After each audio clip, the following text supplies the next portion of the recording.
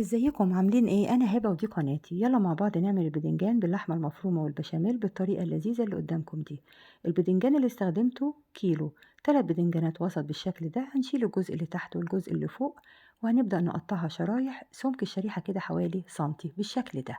هتخليها بقشرها، مش هنقشر البدنجان. بعد كده هناخد الكميه بتاعتنا، هنرش عليها ملح خفيف كده واركنيها شويه، وبعدين نشطفها من الملح ونبدا نحمرها. مش هنحط زيت غزير، زيت بسيط كده في الطاسة، وابدأي حمريها على الجنبين، كل جنب دقيقتين لحد ما تاخد لون ذهبي فاتح، ما يبقاش لونها غامق. وبعدين هنطلعها على مناديل مطبخ تمص كده الزيت الزيادة، وهنحطها بقى في الصينية اللي هنستخدمها. طبعا أنا عملت الكمية دي، انت ممكن تضعفيها أو ممكن تعملي نصها حسب أفراد أسرتك. رصيناها بقى في الصينية كده، وبعدين هنبدأ نعمل العصاج. أنا متعودة أحط البصل الأول في العصاج، لكن لقيت اللحمة دهونها زيادة شوية، فحطيتها الأول من غير أي مادة دهنية. آآ لحد ما بقت بالشكل ده. شِلت حتى الدهون الزيادة دي، يعني الكمية دي كده من الدهون شِلتها. بعد كده بدأت بقى أضيف البصل والتوم، بصلاية مفرومة ناعم و3 فصاص توم مفرومين، تقلّبيهم بقى شوية مع اللحمة كده لحد ما يدبلوا، وبعدين هنبدأ نتبِّل العصاج. التتبيلة بتاعتي للعصاج باحب أحط فلفل أسود وملح وتوابل لحمة بس، كل حاجة نُص معلقة صغيرة، مش باضيف أي إضافات في التوابل أكتر من كده. ضِفت بقى جزرة مبشورة و الفلفل ألوان أحمر وأخضر وأصفر، نُص فلفلاية من كل حاجة متقطّعة مكعبات صغيّرة.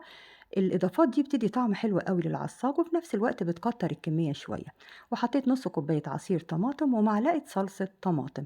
قلّبت بقى العصاج كده مع الإضافات بتاعته، وبعدين غطّيته ووطّيت عليه النار خالص وسِبته بقى يستوي كويس.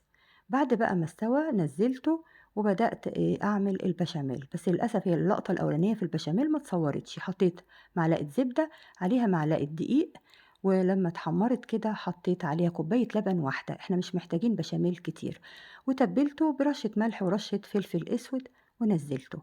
بعد كده هناخد بقى الصينية بتاعتنا بتاعة البدنجان، هنضيف بقى فوق كل شريحة كده معلقة عصاج واحدة، مش أكتر من معلقة، وبعدين معلقة بشاميل واحدة برضه، علشان كده ما عملناش بشاميل كتير، عملنا كوباية لبن واحدة بس. وهنحط بقى شوية جبنة كده، موتزاريلا أو حُطّي جبنة شيدر أو ميكس، يعني نوع الجبنة ده دايمًا براحتك.